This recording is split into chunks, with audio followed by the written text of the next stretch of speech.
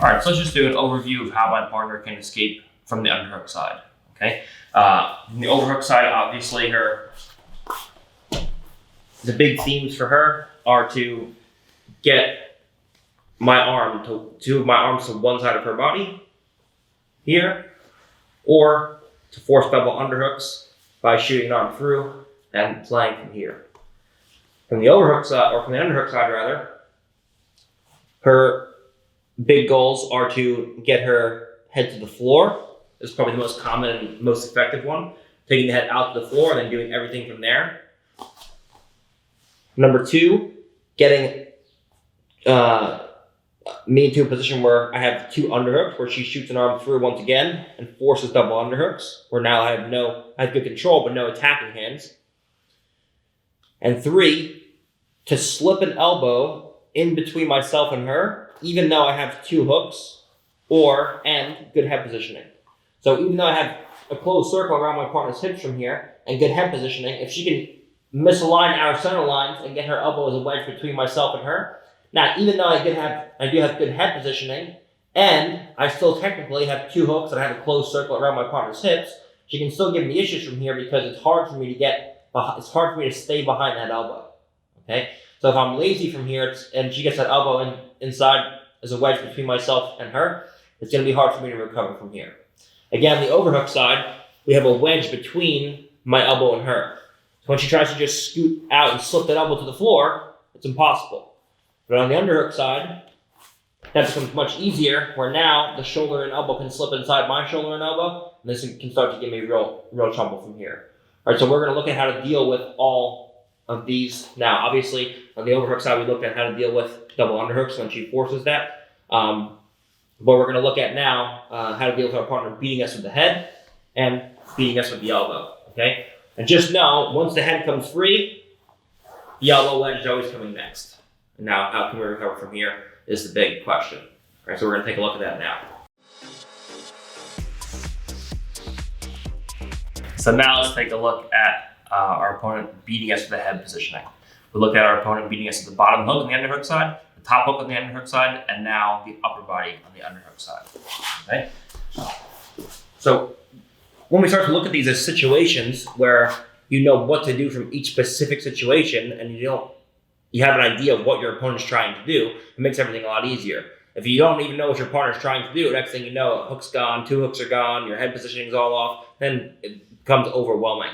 But if we know that your opponent can either beat you at the head and the shoulders, or the top hook and the bottom hook, and we know what to do in each given situation, everything becomes much more manageable. Where it's much different than you're on your opponent's back, and next thing you know, they're completely gone, and you don't know how you got from point A, which is you having two hooks in, to point B, where you're in bottom closed guard. I don't know what happened here. But if you know that if I get beat in one specific situation, how can I recover from that specific spot to get my two hooks back in? Everything becomes a lot easier. All right. So now the situation is our partner's clearing the head and getting out and away from us. Now, when our partner moves the head out and away, I always favor far wrist grips. Okay. A far wrist grip, like so, will give me much better control of my partner's body overall. If I just keep a back head and arm, if my partner goes to keep moving away from me, she can move further and further away, and I have no control over the limit of how high she can move her shoulder line and head in this direction. Okay? If she goes to bridge up and over my leg, I gotta hold her tight with the back head and arm. When she goes to move away from me, you have to keep bridging, shoulder walk. You see how far she can move? And now she's completely gone. There's no way I'm gonna re-attack her back from here. But when I control this far wrist, it in turn dominates how far her shoulder line and head can move away from me in this direction. So now when she goes to bridge, when she goes to move away, I can control her much better with this far wrist. Okay, again, she can still escape, but it takes her much more effort to move out and away from me. Okay? In addition, as she goes to move out and away, when I grab this far wrist, it allows me, the second I go in and recover the back, to immediately, because I'm controlling her primary defensive hand, to immediately punch strangles into place and threaten her neck so that as I'm recovering, I can go into attempted strangles and force her to think about not getting finished rather than going into her full escapes. Okay? So whenever I see my partner starting to escape the head and shoulders away from me, we're immediately going to capture my partner's far wrist and catch a false grip on our partner's neck like so. We come through and we anchor ourselves in. What this does is it makes it difficult for our partner to get a wedge between ourselves and her with this left elbow. I can glue myself to my partner. So now, as she goes to move out and away, it's difficult because I control the shoulders with this claw grip here, and my partner's wrist on the opposite side. When she gets to put a wedge between myself and her, my chest is covering the back of her tricep. So now when she goes to move away, it's not an easy thing. Now I can use my right foot to start digging myself underneath my partner and pulling my partner on top of me with this left arm. So as I pull her upper body towards me, my lower body moves underneath her with this right foot. And now, as we fall to the opposite side, or on the overhook side, because we had that far trap grip, we have a full false grip around our partner's neck. We're ready to strangle, and we can come in and easily put a strangle into place and go in for the win on the overhook side. So our recovery leads us right into an attack. As she gets to beat me with the head, again, I want to control my partner's far wrist. Now, this won't completely stop my partner from moving out and away from me, but it gives me much more control than just having a head and arm. If I just have a head and arm and I have no control, my partner can easily move out and away. She bridges and she's gone. If my partner goes to bridge out away from me now, I can do some, I can stop her shoulders and head from moving away from me to some degree with this far wrist. I can take her wrist and glue it into her own chest. So now when she goes to move away, her own chest stops her. This connection of her wrist and her own chest stop her from moving away from me. In addition, I want to cover my partner's shoulder with my chin. If my head is way out here and she goes to move out and away, the shoulder slips by my head and now she's gone. If I put a wedge on top of her shoulder, when she goes to bridge through, it makes it more difficult. So you notice if I lose head positioning, the whole fight here is to keep control of my partner's shoulders and head from moving far and away up and above my head. So I catch my partner's wrist, I glue to the chest.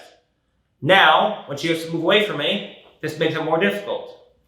My partner can extend her arm down towards her hips, and now, when she goes to move away from me, she can. But this is an improvement over just the back, head, and arm. Where now, if she goes to move away from me, it's easy. So I make one improvement here. I catch my partner's wrist, and I glue it to the chest. When she goes to move away, it's not impossible, but it's harder.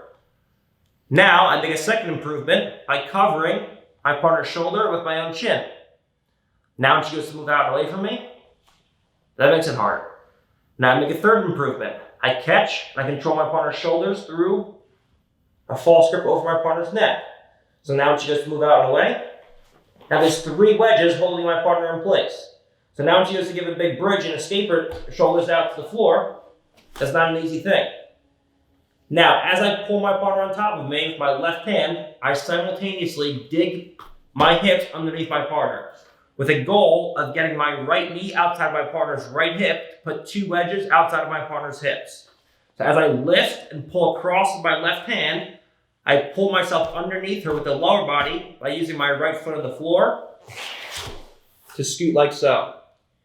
Now your partner will probably be trying to move her hips out and away to her right side, put you back to the side to continue her escape. So once I get here, we're still in a battle of trying to win for hip positioning. So the second I get my partner on top of me, I do an additional pivot, which pushes my partner across to the opposite side. And now because I have a hand across my partner's neck already with control of this far wrist, it's pretty easy usually to punch or strangle in for the win, and we can get to a full finish. Okay? So the whole time my partner escapes, I'm making adjustments to control where my partner's head and shoulders move. Okay, if her head and shoulders end up way over there, miles away from me, there's no way I'm going to be able to control my partner's back. I lose the ability to create upper back exposure. So I catch my partner's far wrist, and I glue it into the chest. When she goes to move away, again, it's not impossible, but it makes it harder. Now I take my chin on top of my partner's shoulder. Again, when she goes to move away, much harder. I put another wedge in the back of my partner's trap. When she goes to move away, now much harder. Now I have to create an ability to put my back on her chest, my chest back on her back, and align our two center lines. So as she goes to move away, I have to dig my lower body out and underneath hers, pull her upper body on top of mine, and then hit a second pivot to push us to the far hip. Where now on the overhook side, I can extract my elbow and go in for the win. That's when our partner beats us with the head, using a far wrist to get to our back attacks once again.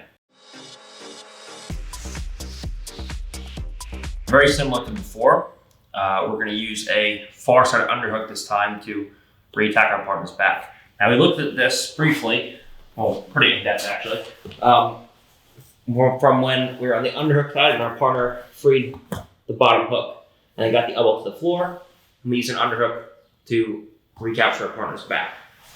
Okay. This time, our partner is going to beat us with head positioning. Before, as our partner came out and away, the underhook or the bottom hook came out. Our partner brought the elbow to the floor, but we still had good head positioning.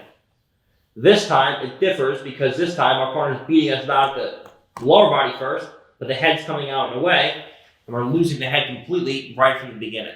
Okay, so while we're going to use a far underhook this time to recapture our partner's back, it's going to be a little bit different because we don't have the head positioning behind our partner's head this time. So as our partner, we suck two hooks in. As our partner goes to beat us at the head, we come in and we catch a far underhook. Like so. Now, because we still have our hooks in place, this changes the dynamic a little bit. Your partner has no ability to start to move her hips away from you. Okay, and this makes it difficult for a partner to be able to slip the elbow in between you and her, assuming you're doing the correct things. If you're lazy and you just have your hand as an artificial far underhook here, your partner can easily slip the elbow inside, and now she's going to be gone. But it's important for you to recognize that you can keep your partner's elbow trapped. You can stay behind your partner's elbow with the proper body positioning. We use this mostly when our partner brings the head to the floor, and for whatever reason, we can't capture the far wrist. Okay, you see my partner's far wrist isn't accessible to me right now. So maybe we're in here. She goes to move out and away, and I feel like I can't get to her far wrist. Now, if my partner goes to bridge and I don't have access to the far wrist, it makes it hard for me to start controlling my partner's ability to move out in this direction. Sure, I can maybe place my chin on top of her shoulder, which is, you see, difficult here anyways. I can maybe get a wedge behind my partner's neck and look to pull her back on top of me. But if my partner insists on bringing her shoulders to the floor and I try to pull her on top, she can just take her elbow between my two bodies, and now she's gone. Okay? So everything's changing a little bit here. As my partner goes to move out and away, her head comes free, we switch to a far side underhook. We feel like we can't capture our partner's wrist. Right? If we can capture our partner's wrist, now we can look to start bringing our partner in, and we can get our chin on top of the shoulder. So I can use this to pin her hand to her own chest, and my chin now can cover her shoulder, so when she goes to move out and away from me, I can cover the shoulder, and we can do the previous move. But if I can't capture her far wrist, now I have to switch to a far underhook. Because now I'm going to pull her towards me and cover the shoulder with my chin, and she goes to bridge. It's hard to catch the shoulder with the chin. So when she goes to move away from me now, the shoulder oftentimes slips past the chin. So we switch to a far underhook like so, and we have two hooks in. We have to make sure that we're pulling our hips and our chest towards our partner. Okay? So we can switch. Right now we have two hooks in. We can either stay here, or we can switch our 2 feet to the outside, where now we have a long hook, but we don't have two hooks in technically, but we still have a closed circle around our partner's hips. So now when our partner goes to move her hips away from you, she can't because you have a closed circle around the two hips. This makes it difficult for her elbow to come in between you and her. when we're looking at clearing the bottom hook first, when she goes to move her hips away from you, now the elbow can easily insert in between yourself and her, and there's all this space between our two bodies. Whereas when I have the far underhook, like so, and I have a closed circle, not two hooks per se, but a closed circle around my partner's hips, when she goes to move away and slip the elbow, when I bring my hips and chest forward, it becomes much easier now for me to control and stay behind that elbow. Now from here, all I'm going to look to start doing is working my way back to that far wrist.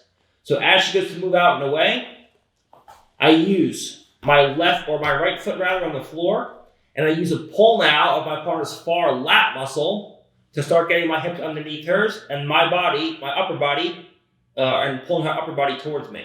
So I pull the upper body towards me and I just scoop my hips under hers. And now just as before, as I go to fall over to my left hip, I have to make sure that we chase the far wrist. Because if my partner aggressively explodes to her left and turns inside, this can happen. That's no good.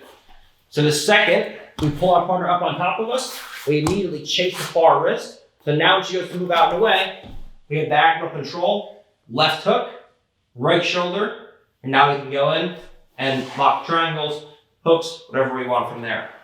Okay? So you see this is a very important series of moves here. Our partner beats us with the head. If we can get to the far wrist, we can always pull our partner towards us to some degree and pull her head out over and towards mine. This gives us the ability to always, one, reach the far trap muscle, and two, cover the shoulder with our chin. When she goes to move out away from me, makes it hard. If I don't have control for her wrist, and I go to pull her towards me, now it's difficult for me to control her shoulders with the far wrist, which I don't have, and my chin over her shoulder. So as she goes to scoot away, and I go to block her shoulder with my chin, when she goes to just walk back with her shoulders, she can always slip past my chin.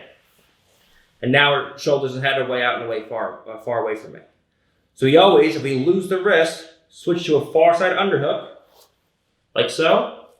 And now we either keep our legs locked inside of our partner's legs, or we can switch to two legs outside of our partner's legs. Both are good. Okay? As long as we have a closed circle around our partner's hips, so when she goes to step her hooks out and away and move her hips away from me, she can. If at any point she can move her hips away from me, now the elbow's coming down to the floor, now you have a real problem. Now she beats you the hips and the head, and you're looking at her going into her escapes. So we come in and we catch either here, where we can start pulling our partner back underneath, or if your partner's being very insistent on taking your shoulders to the floor and not moving back on top of you, then we need the extra feet. We need to bring a long hook in, switch our feet from here to here, put our feet on the floor to start pulling ourselves underneath our partner. If your partner is just has the head out to the floor, but she's not really insistent on bridging away from you, you can usually just give a small tug and pull your partner back in without posting your feet on the floor. But with a good opponent, if she puts her feet on the floor, she lifts her hips, and she puts all the weight on her shoulder blades, so now she's a heavy upper body. Having feet off the ground won't suffice when you're trying to pull your partner on top of you. You have to put feet on the floor, closing a circle, so now she puts weight over her shoulders. You can still get underneath your partner, and you can always pull her on top and shovel your body underneath hers. Okay? So once again, if your partner just gets the head free, if we have feet inside of our partner's two legs, and there's no weight on her shoulders, if she has her hips down and she's not bridging, for example, she's just trying to scoot away from you or whatever the case is, you can pretty easily just pull your partner on top and point your right knee up at the ceiling. So as I pull her upper body, I point my right knee at the ceiling, and you can make a small adjustment. If your partner's high level and she raises her hips, now I have to make sure, if she's raising her hips, I know her elbow's trying to come down as well. She knows that her elbow has to come to the floor. I'm always making sure that my feet are on the floor, ready to pull myself underneath. My hips and my chest are driving forward to block that elbow and tricep. So when she goes to take her elbow to the floor, move her hips away, she can. Now I use a pivot off the ground. 1, 2, and I chase the far wrist, and now we're ready to go. Okay? Some very similar movements, but some big differences that make up the difference between either, getting to go into more attacks and re-attacking your partner's back, or them just completely escaping and them winning the transitions. All right, so now this time we feel like all hope is lost. Our partners beat us to the head. Our partners beat us to the hips. The elbow's coming in between us. We feel like we're getting close to, a last-ditch effort here where our partner's pretty much out, but we can do, what we can to recover our partner's back. So we have our partner's back. We're on the underhook side. Our partner brings the head out and away. And now this time we feel like we're losing the hips as well. Whenever we see we're moving into the later stages of a recovery, we use a wrist grip, we use a far underhook grip. Now what we're going to use is a figure 4 backhand and arm, where I capture my partner's wrist, I reach across, and we lock our hand on top of our own wrist like so. Now, as our partner goes to move out and away from us, we're going to put a butterfly hook into place. We're going to start to lift our partner out and over to the side to create a stronger chest to back connection. What I don't want is for her to just immediately scoot her shoulders out and away from me, out and away, and put her back flat on the floor. I want to keep one of her shoulders off the floor as best as I can.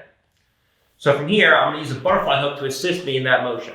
So I'm going to push off the floor with my right foot, and I'm going to lift with my left leg.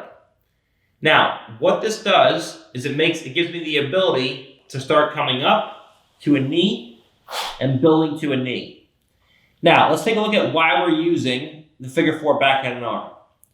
If I stay with a regular backhand and arm, like so, my partner can start to, 1, either move all the way out to a turtle position, and I can just slip off the top from here. I have no control of my partner's wrist, so she moves backwards and away from me.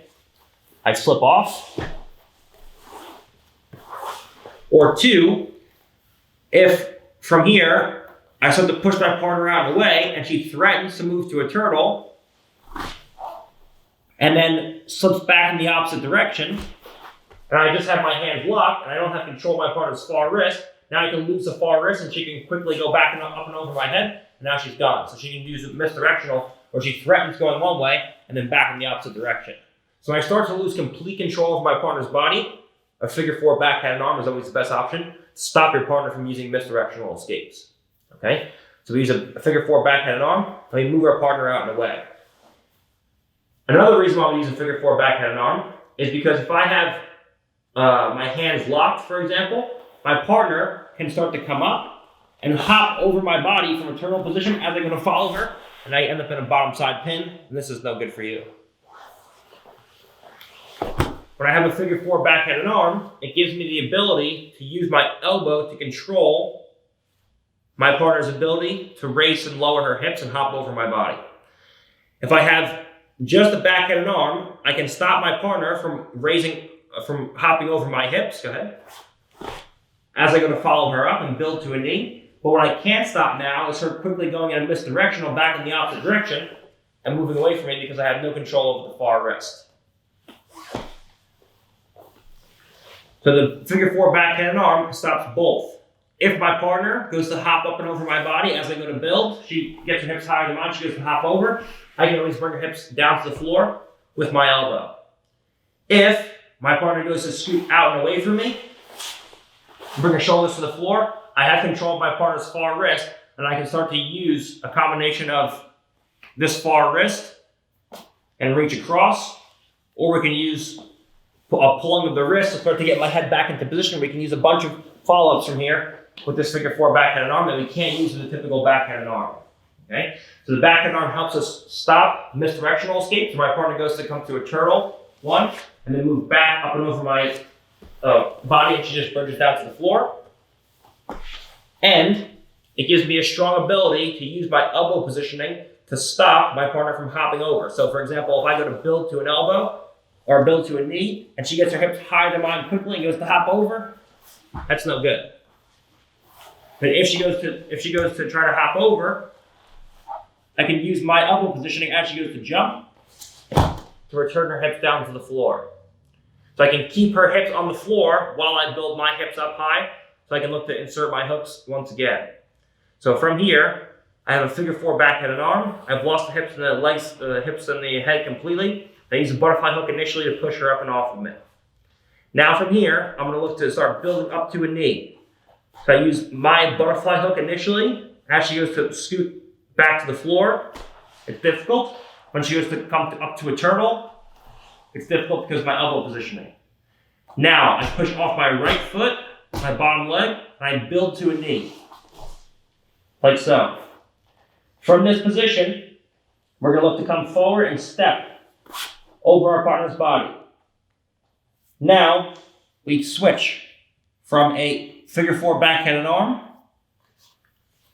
to a claw around my partner's neck. We use this false grip once again. The reason we switch now is because my partner has no ability to hop up and over my body. My hips are higher than hers. We can relinquish the figure 4 backhand and arm, but only when we get our hips higher than our partners. Now when she goes to hop over my body, obviously, she can't do it. Now, we have the same recovery that we looked at before. We pull our partner on top. Our knee slides underneath. We make an additional pivot to the opposite side. And now we're ready to go in and throw our strangle into place. Okay, so we're in here. Our partner goes to move out and away.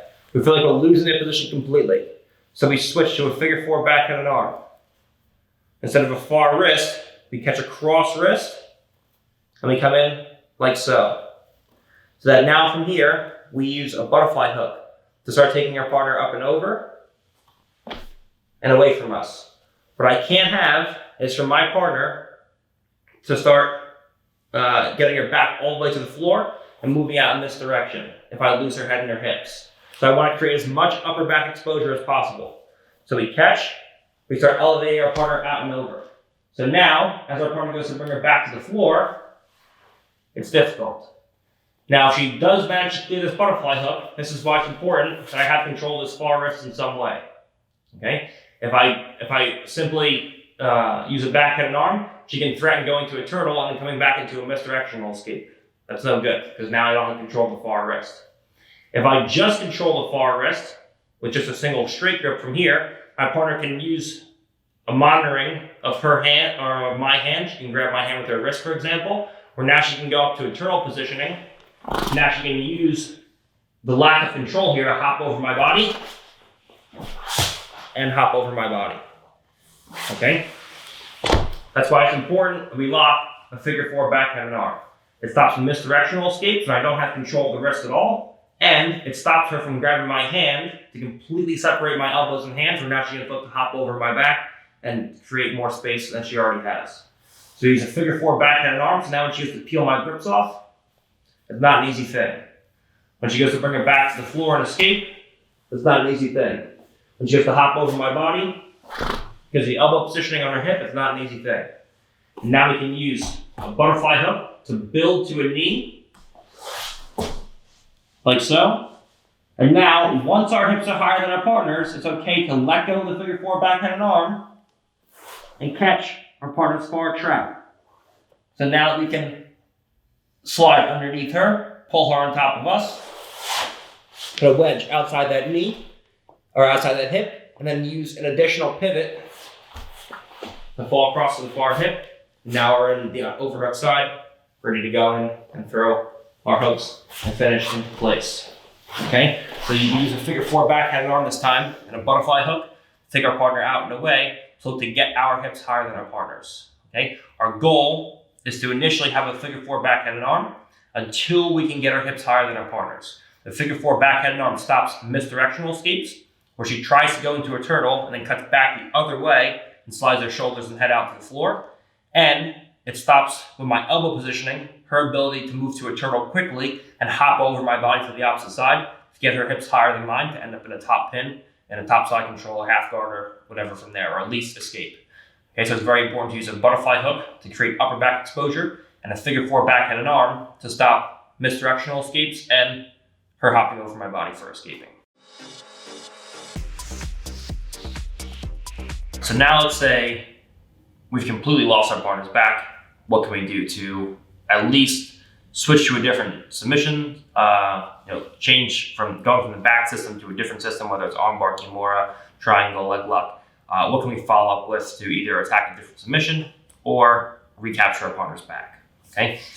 In this case, it's going to be transitioning to a kimura, where we feel like our partner's got a head and arm, or head and hips out so far away, where now they're completely gone from here.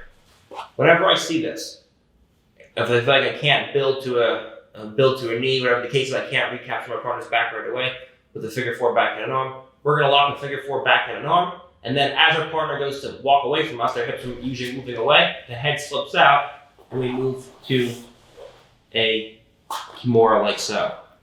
All right, so now, when our partner goes to move around from here, there's many different things you can do. You have pretty good control of your partner's one limb at least.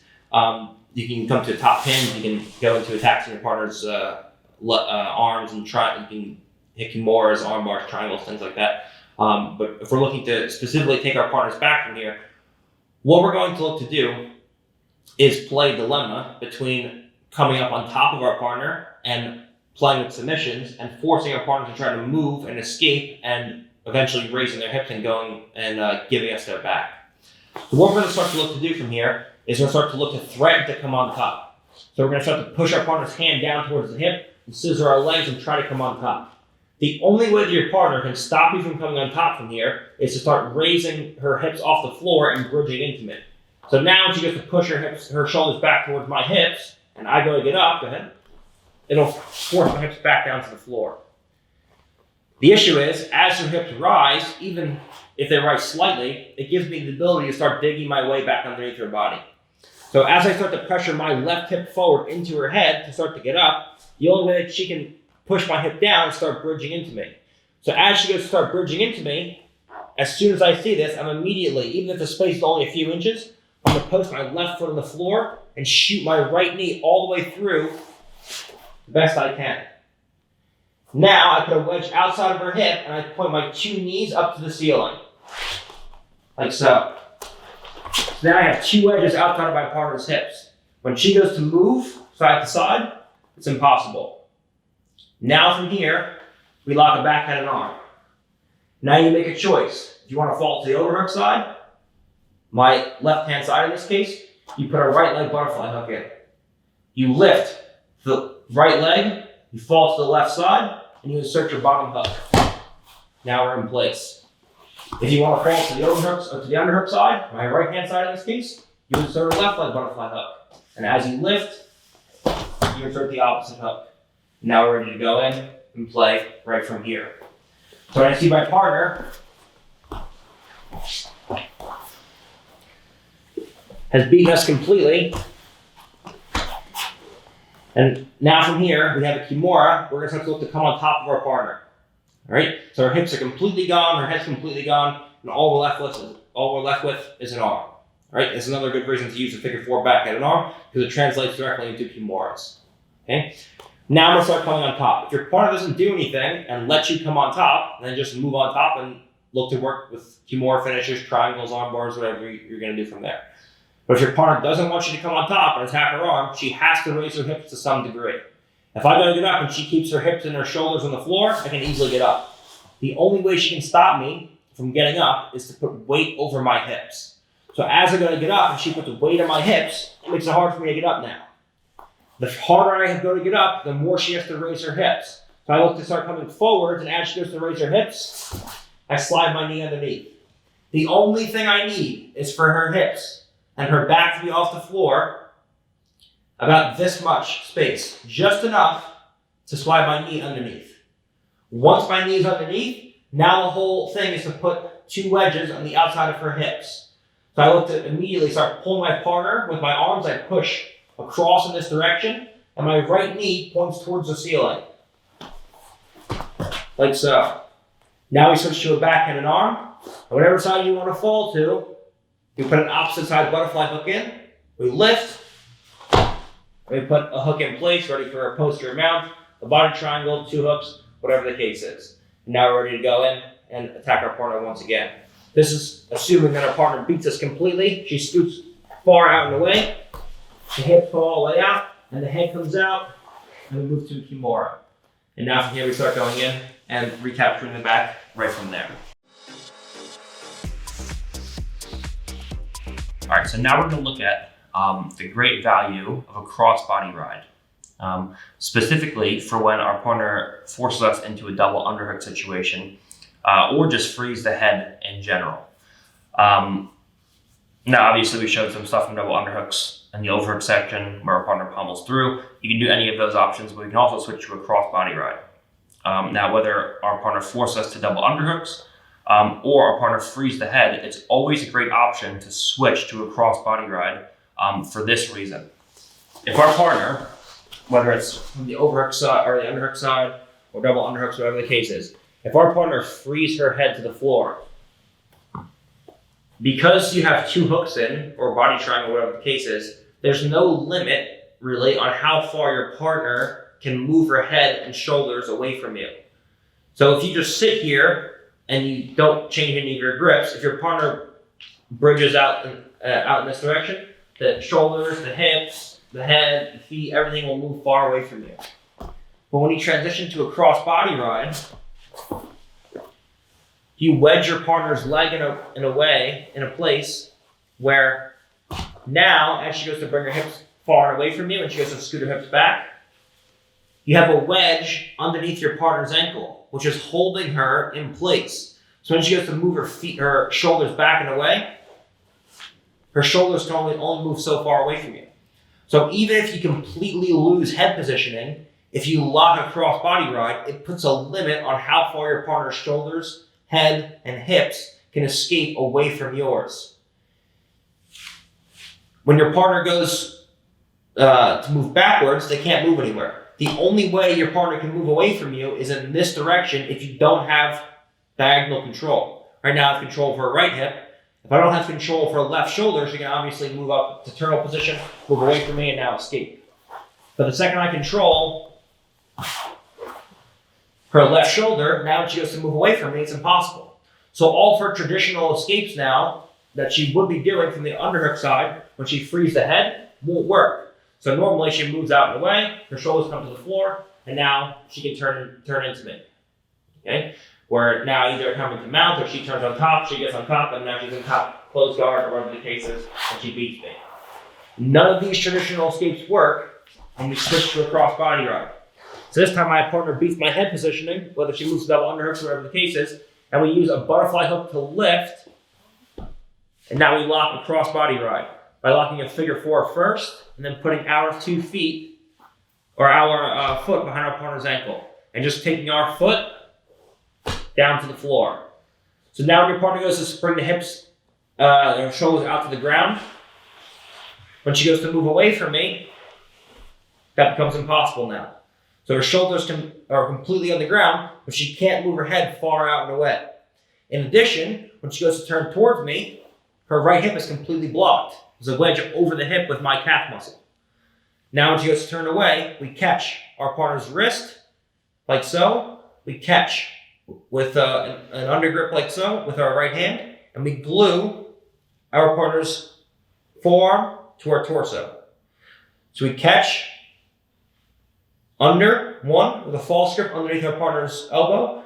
We catch over the wrist, and we just use the friction of we don't squeeze, we just use the friction of our 2 bodies to glue our partner's arm to our midsection. So now when she goes to turn away from me, when she goes to pull that arm out, when she goes to bring her shoulders out to the floor, when she goes to turn into me, she's completely trapped. And now this makes it easy for me to go into all of my attacks and either going into cross body ride attacks in various ways or recapturing my partner's back and getting into a winning position once again with 2 hooks and a backhand and arm.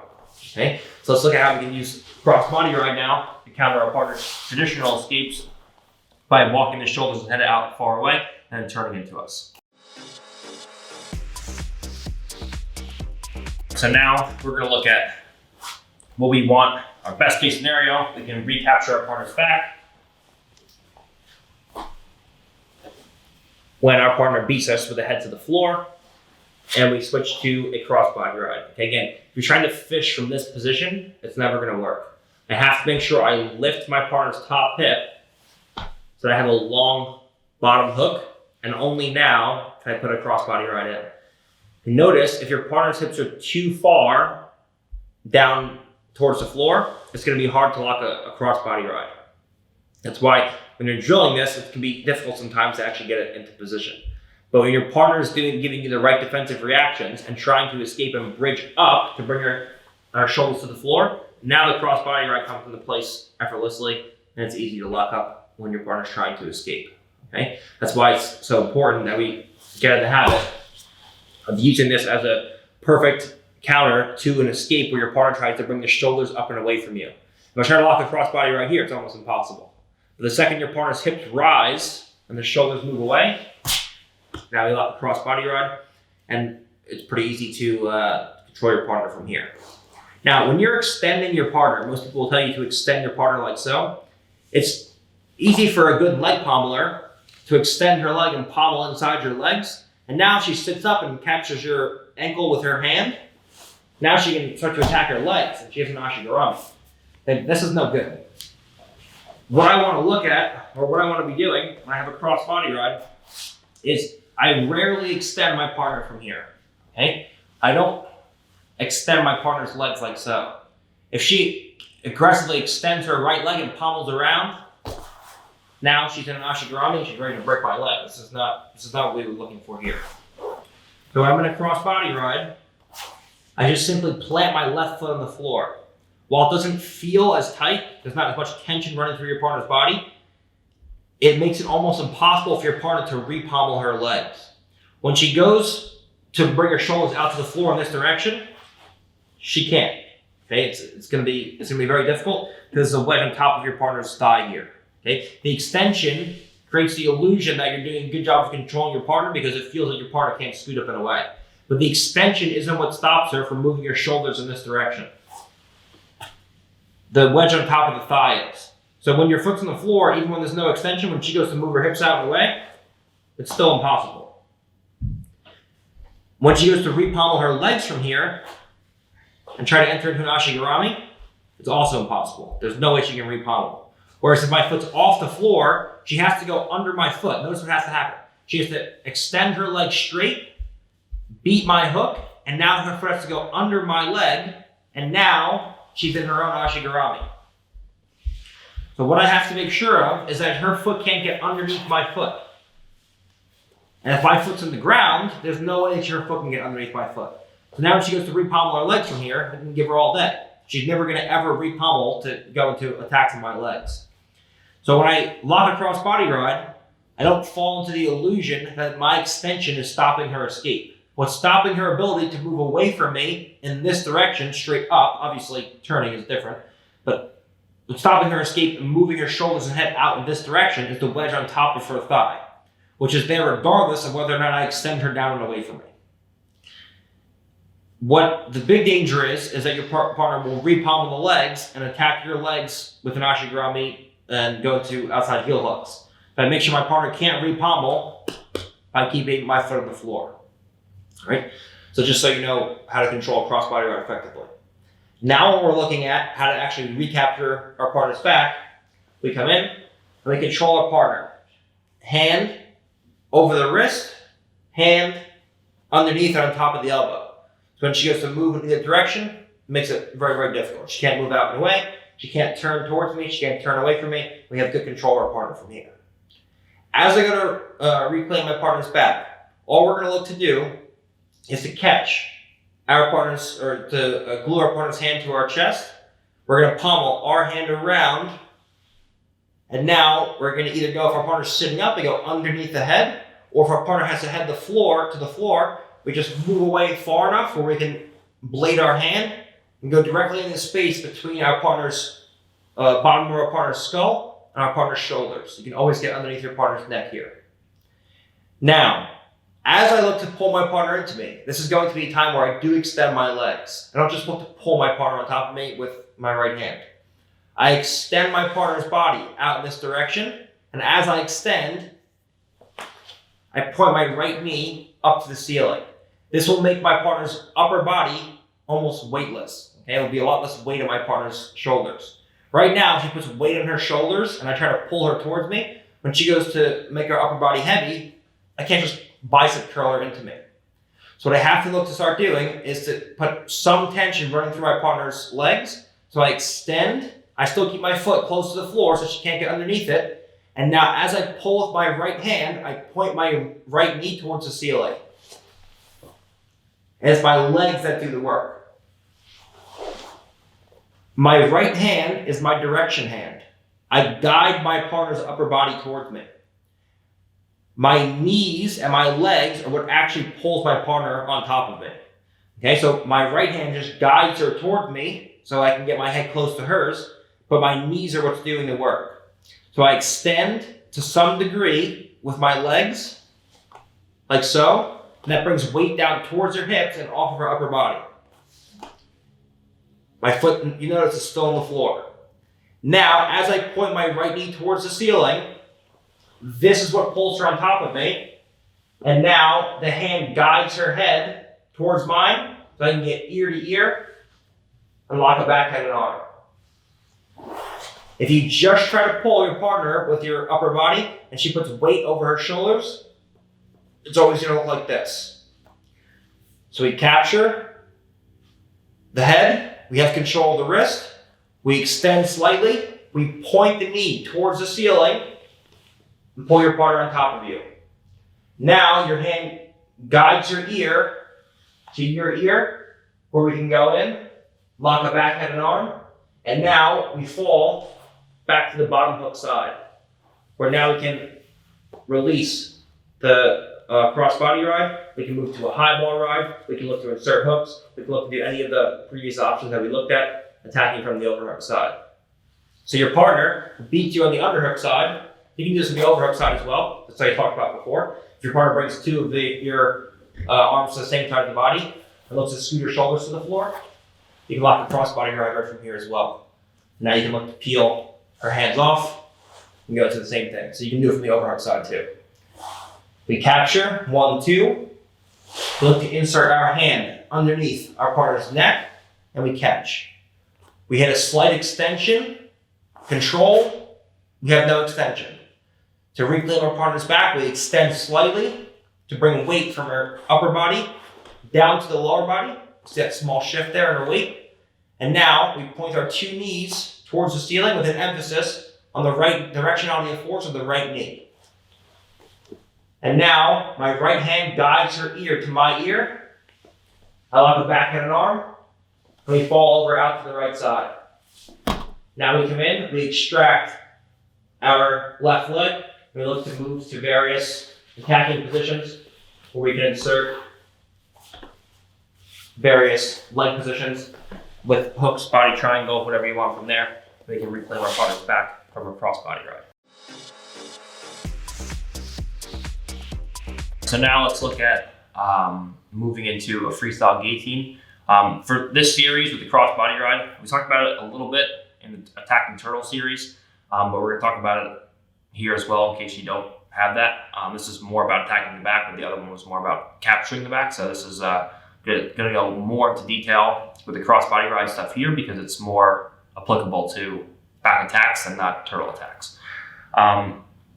With the cross-body ride series, we start off with the ideal where if we can capture our partner's head and get to our partner's back once again, then that's obviously what we want to do.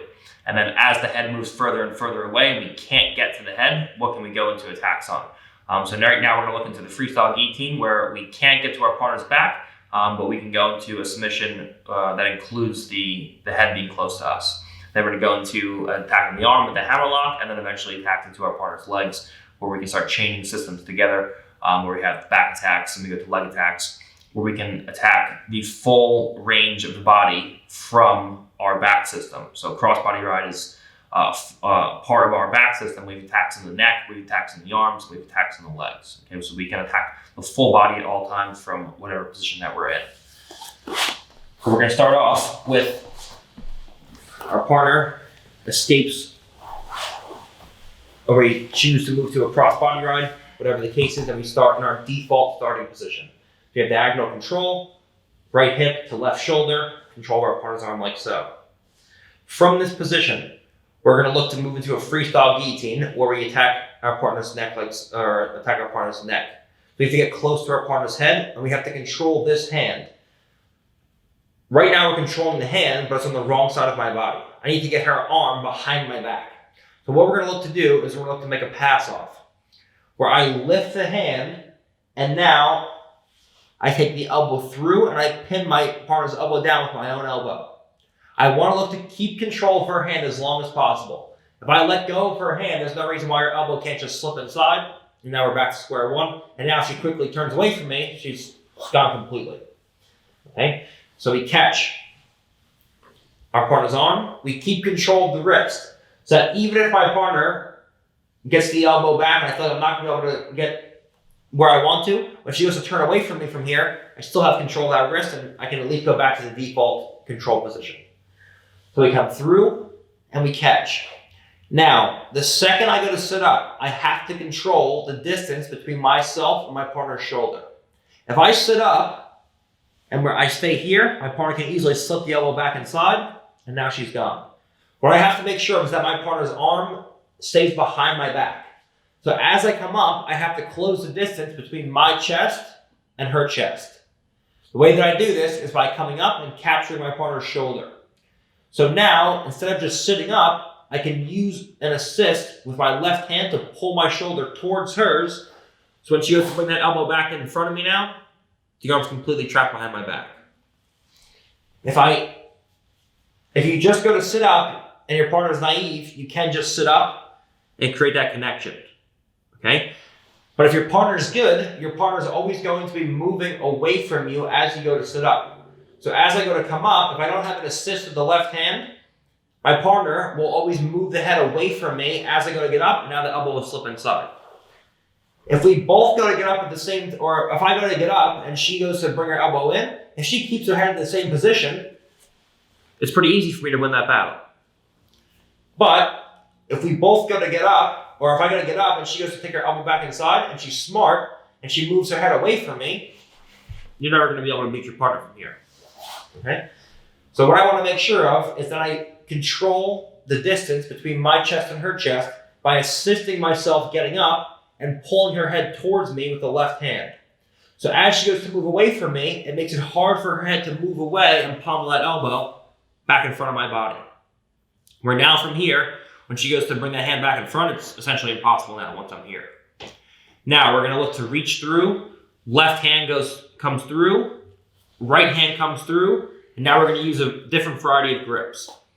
The grips that you're using will be completely contingent upon your partner's flexibility as a person. Okay?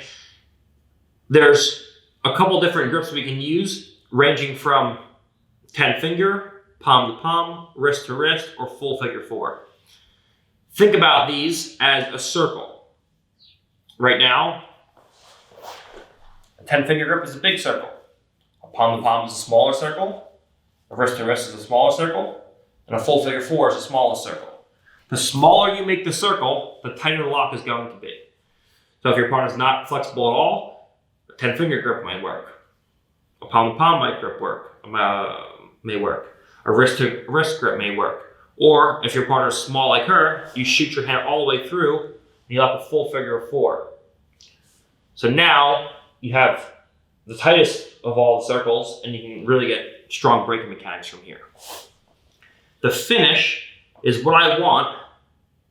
I need to have my hands up high by the long end of the lever of my partner's spine, but not so high on her head that my hands slip off with the quick push of her left or right arm to push my hands off and I lose the whole thing.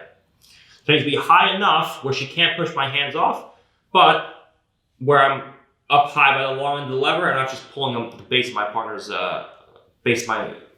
neck here. because now the mechanics are all off. There's not enough leverage, and you can't get strong breaks. So we come in, we capture our partner's crown of our partner's head. We lock our hands in any one of these configurations, and as our chest comes forward, our hips come forward, and our elbows move behind our body. And as we extend, we get strong finishes. So our body extends in a straight line. So our elbows come tight to our body, our hips start coming forward, our chest comes forward, and as we lean back, we look to extend our body in a straight line. We get incredibly strong freestyle guillotine finishes for the win. So we set it up initially from our default control position. We look to get our partner's arm behind our head, and now we control the distance between my chest and her chest. As she goes to move away from me, we use an assist with the left hand to make sure as she goes to move the head away and bring the arm back in front, it makes it difficult. And now we come through, we lift the head, we take our bottom hand underneath, and we lock up. And again, we can use any one of these different variations to finish our partner. Coming to the long end of the lever, taking our elbows in tight, her chest, or my chest to her head, hips coming in, chest coming in, and then extending in a straight line to get strong freestyle guillotine finishes for the win from a crossbody ride.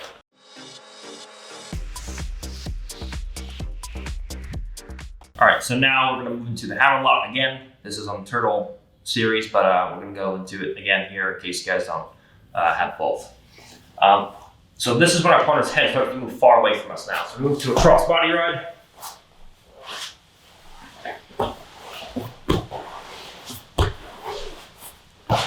And we can't capture our partner's head. So we feel like we've tried to reach through, get to our partner's head, we've tried to come in, and our partner's doing a great job of keeping the elbow in front of our body and keeping the head far away from us. All right? So whenever we see this, we're gonna look to start coming through and punching our partner's hand down to the floor, okay? Just know, there's a dilemma here. If for whatever reason, you can't get your partner's hand to the floor, it means that your partner's hand is in front of their own body, and usually they're locking their hands together. And because they're stiff enough to where you can't punch the hand down, it makes it easy for you to pull your partner's upper body towards you and reclaim your partner's back. Because now there's tension running through the arms, through the body, and it makes it easy to pull your partner towards you. If your partner's loose and relaxed in the arm, it makes it incredibly difficult to pull your partner's body towards you. Because now when you pull the arm, only the arm moves. If there's tension and you pull the arm, the entire body moves. But if there's slack in the arm and you pull the arm, now you can't get to your partner's upper body, but you can always pin the hand down to the floor. Okay? Now, once the hand is on the floor, we're gonna look to extract our hand, and as we're doing that, we push our partner's hand up towards the shoulder as far as we possibly can. So that now, as we build to an elbow, we can come up and cover our partner's wrist and forearm with our wrist and forearm. Now we're gonna look to reach through, catch our partner's shoulder, and we come in and we go in palm to palm. Now, essentially what you're doing is you're finishing a Kimura on your partner, but your partner's completely locked in place because you have diagonal control of their body. So your partner carries no of your weight, they have no ability to bridge, they have no ability to turn, they have no ability to really go anywhere from here while they're getting broken with the hammerlock. Okay, it's essentially a Kimura, just from a different position. So we reach through, we catch, we go in palm to palm. Now from here, we look to pull our partner's shoulder towards us and drive our elbow forwards towards our partner's shoulder. So as we come in, we catch, we pull the shoulder towards us, and we lift the elbow off the floor as we take our right elbow forwards, and we get strong finish into the hammerlock. Doesn't look like much, but it's incredibly painful and incredibly effective, provided we can get our partner's hands to the floor. If you can't get your partner's hands to the floor, there's always tension running through the arm. You can always pull your partner's head towards you. If you can get your partner's hand to the floor, then you can always start to go for hammerlocks. And if you get a hammerlock, it's going to be hard for your partner to escape. All right. So they have a choice of keeping their hand in front of their body with tension running through the arms and making it easier to get to the head to recover the back, or a choice of having relaxed arm and making it easy now for us to go in and start to attack hammer locks. And if at any point your partner realizes this, you sit up and they start to grab their own hand with their right hand and pull their arm back towards them. As they go to pull their arm back in front of the body, it makes it easy now for us to recapture the upper body. Okay? So the hand is relaxed, we come in, we punch the hand up as high as we can towards the shoulder. The further it goes towards the shoulder, the more immediate pressure you're gonna have when you start to go into the lock. We're gonna reach through and pin our partner's forearm and wrist down and take our hand through like so. Now we can't have our elbow slip past because then our partner's arm is free. So we have to put a wedge on top of our partner's forearm and wrist with our forearm and elbow like so. Now we reach through and we catch. 1, 2, our palm to the back of our own hand. Now our head comes down, and now as we pull our partner's shoulder up, we push our elbow forwards, and we get incredibly strong finishes. When your partner goes to escape from here, it's incredibly difficult because you can't access your hands really, you can't bridge, you can't roll, you can't really do anything. Just incredibly strong lock, provided you can get your partner's hand to the floor. And if you can't, then you can always access your partner's head. All right, so now this time we completely lose our partner's head, we completely lose our partner's arm, and now all we have access to are the legs. Okay, so let's look at a couple of Dilemma base series here where I initially start a cross body ride. Our partner goes to move away. We lose the head, we lose the hands, and now we end up with just our partner's legs like so. All right, there's a variety of different things that we can do from here. Whether it's completely disengaging a cross body ride, we can use scoop grips to move into guard passes, full complete leg attacks, things like that. But assuming we're just talking about attacking our partner's back with the cross body ride, using a cross body ride, we can still attack our partner's legs from here. Okay, so what we ultimately want is to go for submissions down here on our partner's legs, or access our partner's back once again. All right. What we're going to initially do is look to take our hand to the long end of the lever of our partner's foot, down by the toes, and catch. Now from here, we're going to look to reinforce my right foot with my left foot.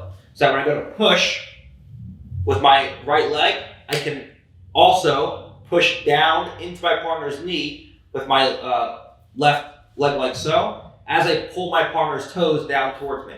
So I can push in one direction into the back of my partner's kneecap, and I'll pull the opposite direction on my partner's toes down in towards me.